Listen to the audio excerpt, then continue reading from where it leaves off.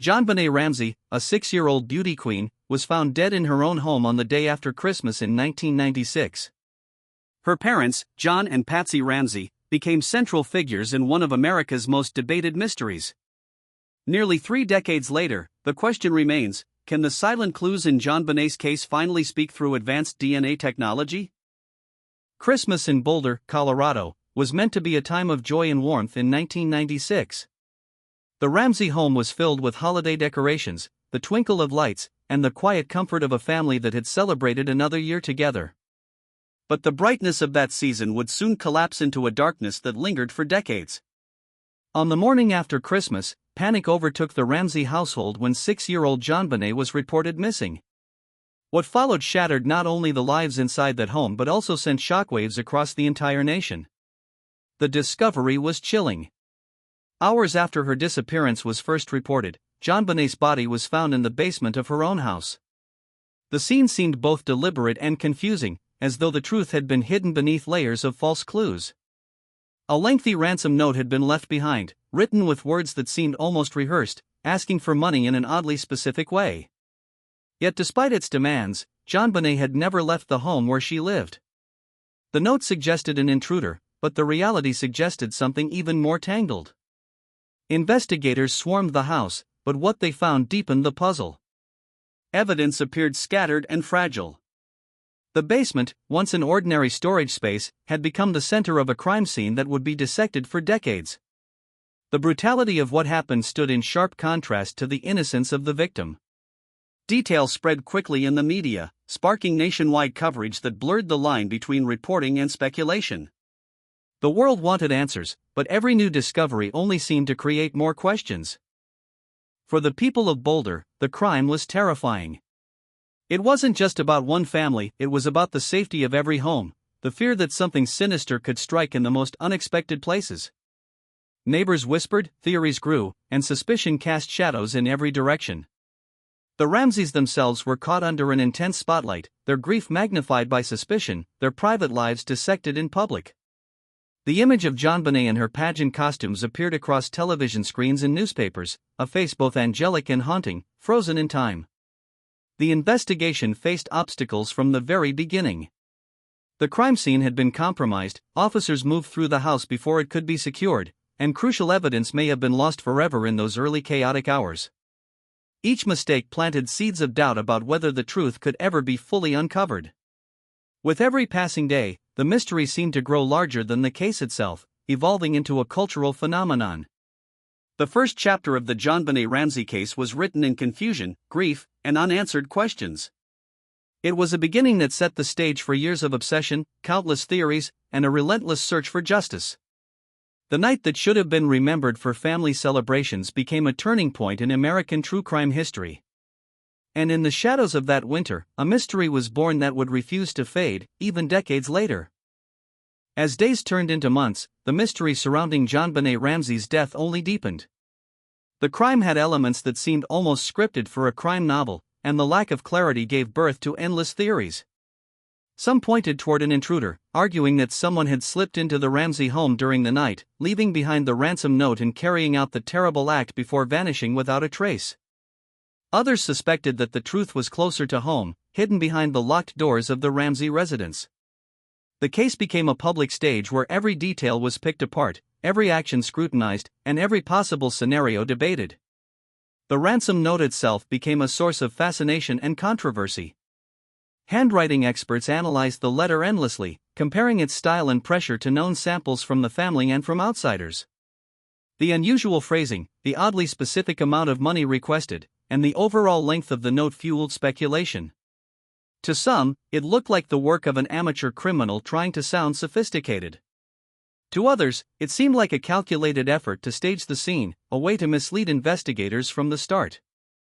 The note alone became a character in the story, holding secrets that no one could fully unlock. DNA evidence was also at the center of attention, though in the 1990s, the technology was limited. A partial profile was identified on JonBenét's clothing, but it was incomplete and inconclusive. Instead of solving the case, it only added to the confusion. Who did the DNA belong to?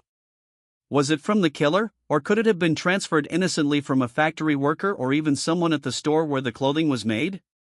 The uncertainty of the results gave fuel to both sides of the argument, dividing public opinion further. The media played an enormous role in shaping the narrative. News outlets turned the case into a spectacle, covering it with the intensity of a breaking political scandal. The Ramseys were thrust into a glaring spotlight, portrayed alternately as grieving parents and suspicious figures. Every interview, every press conference, and every public appearance was dissected by viewers who had already chosen sides.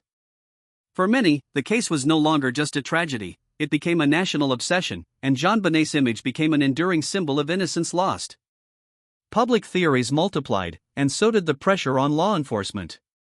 Neighbors were questioned, acquaintances investigated, and the Ramseys themselves endured years of suspicion. Some insisted that only an intruder could have left behind such a complicated trail of evidence. Others argued that the crime scene looked too staged, too inconsistent, to have been the work of a stranger. The lack of a clear suspect allowed speculation to run unchecked, and in living rooms, classrooms, and online forums, debates raged endlessly. As the years moved forward, the case remained at a standstill. No arrest was made, no conviction delivered, and the theories only grew louder. What should have been a straightforward pursuit of justice became a maze of uncertainty. Instead of answers, the second chapter of the story left the world with division, controversy, and an unresolved sense of unease. Theories had taken the place of truth, and speculation became the only certainty. As the years stretched into decades, science began to evolve in ways that investigators of the 1990s could never have imagined. What once seemed like scraps of evidence too small to matter suddenly became potential keys to long-buried secrets. The world of forensic science had shifted, and with it came a renewed sense of hope that cases long thought unsolvable might finally see justice. For those who had followed JonBenét's case from the beginning, the possibility of answers after so many years felt both exhilarating and bittersweet. DNA, once a fragile and limited tool, had become a powerful instrument of truth. In the early days, laboratories required larger samples, often destroying material in the process. Partial profiles, like those once recovered from JonBenét's clothing, could not paint a clear picture. But the 21st century brought revolutionary techniques such as next-generation sequencing, capable of analyzing even the smallest fragments of genetic material. What had once been a frustrating dead end was now an opportunity. Old evidence, carefully stored in archives, could finally be examined again with fresh eyes and stronger technology. One of the most groundbreaking methods to emerge was genetic genealogy. Instead of focusing solely on a match in criminal databases, this technique looked outward, comparing unknown DNA to massive public and private collections used for ancestry and medical purposes. By tracing distant relatives and building family trees, investigators could move closer to identifying a suspect who might otherwise have remained invisible. This method had already solved previously unsolvable cases, including notorious cold cases across the United States. Each success story reignited the belief that JonBenét's case might also be cracked with similar persistence. The concept of whole genome sequencing added another layer of possibility. With it, scientists could construct an extraordinarily detailed view of an individual's DNA, capturing variations that older methods would have overlooked. Even degraded samples, handled countless times over the years, might still yield valuable information. The chance to reconstruct a nearly complete genetic profile from the partial traces left behind decades ago was no longer science fiction but a real, attainable goal. The community of Boulder and the broader public, still haunted by the images of JonBenet and her pageant dresses, leaned forward once more with curiosity and anticipation. Could technology finally succeed where traditional investigations had failed? Families who had lost hope began to see possibilities again, not just for JonBenet, but for countless other victims whose cases had turned cold. Scientists and law enforcement agencies were cautious with their words, aware that promises of breakthroughs could collapse under the weight of inconclusive results. Yet the spark of progress was undeniable. Every advancement brought new headlines, and each announcement stirred public conversation. It wasn't simply about one case anymore, it was about the broader power of science to uncover truth buried beneath decades of silence. What had once been thought impossible was now within reach, and the idea that justice could finally be delivered after 29 years felt closer than ever before. The science of hope had arrived, carrying with it both the promise of closure and the fear of disappointment. The re-examination of JonBenét's evidence with advanced technology began to stir anticipation, but what followed proved to be as complex and confounding as the case itself. At first, the signs were promising. Genetic genealogy specialists worked carefully through the partial DNA traces preserved on her clothing, reconstructing a clearer profile than had ever been possible before. The results suggested that the DNA did not belong to anyone inside the Ramsey household, which seemed to strengthen the theory of an intruder. For many, this was the breakthrough that the case had been waiting for, a fresh lead that could finally push investigators in a new direction. Genealogical mapping soon began to narrow the focus.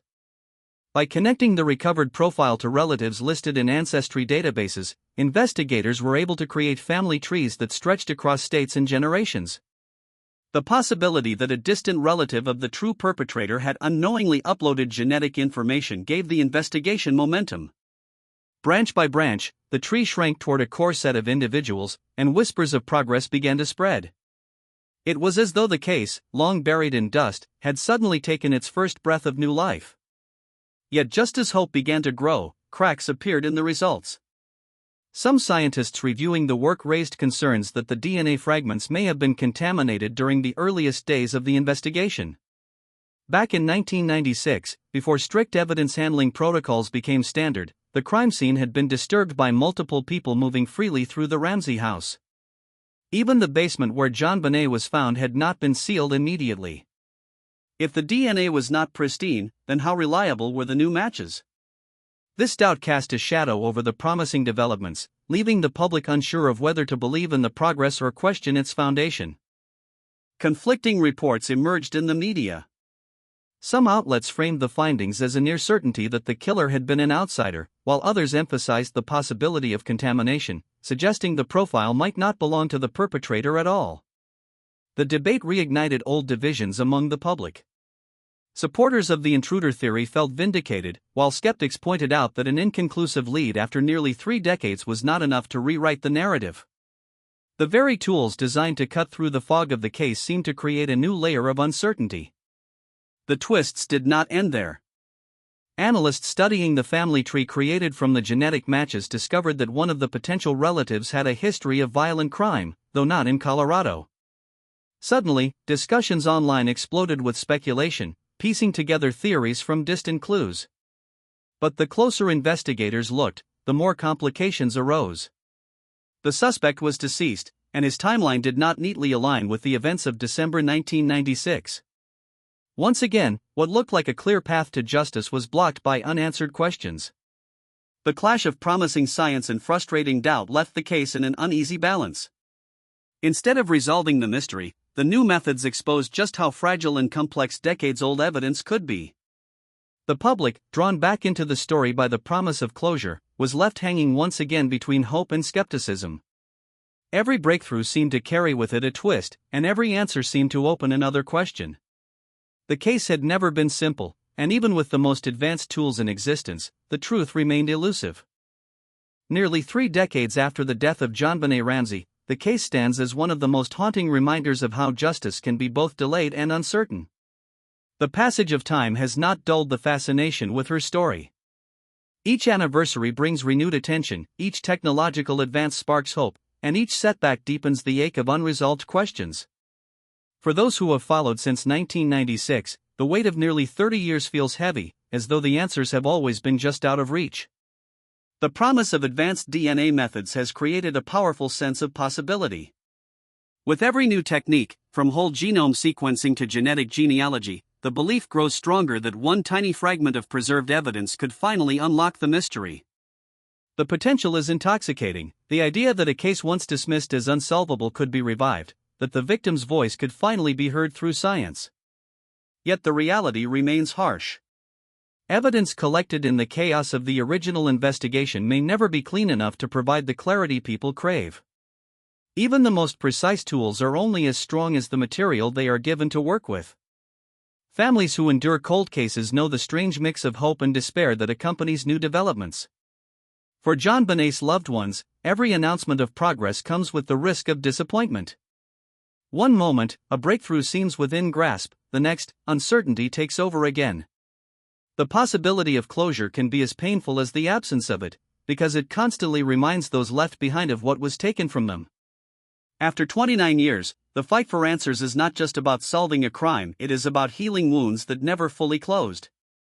The public, too, remains deeply invested. Online discussions continue to generate countless theories, and documentaries keep the story alive for new generations. To some, JonBenét has become more than a victim. She represents the failures and limitations of a justice system that struggled under the weight of confusion and media frenzy. To others, she embodies resilience, a reminder that the pursuit of truth never fully ends, no matter how much time passes. The continuing interest in her case is not simply morbid curiosity, it is a collective demand for accountability. The use of advanced DNA technology has reshaped how people think about justice. Cases once thought to be permanently closed are being reopened across the nation, showing that time is not always an enemy of truth. For JonBenét, the hope remains that science will eventually succeed where traditional investigation faltered. But the haunting possibility lingers that contamination, mishandling, or sheer chance may keep the final answer forever hidden. Justice might come after 29 years, or it might never come at all. The legacy of JonBenét Ramsey is written in both innocence and tragedy. She was a child whose life ended before it truly began, yet her story has endured through generations. The search for her killer is a reminder that justice is not always swift, nor is it always certain. As technology advances, the world waits for the moment when her case might finally be closed. Until that day arrives, her name will remain a symbol of both mystery and hope, a story that refuses to fade even as time moves relentlessly forward.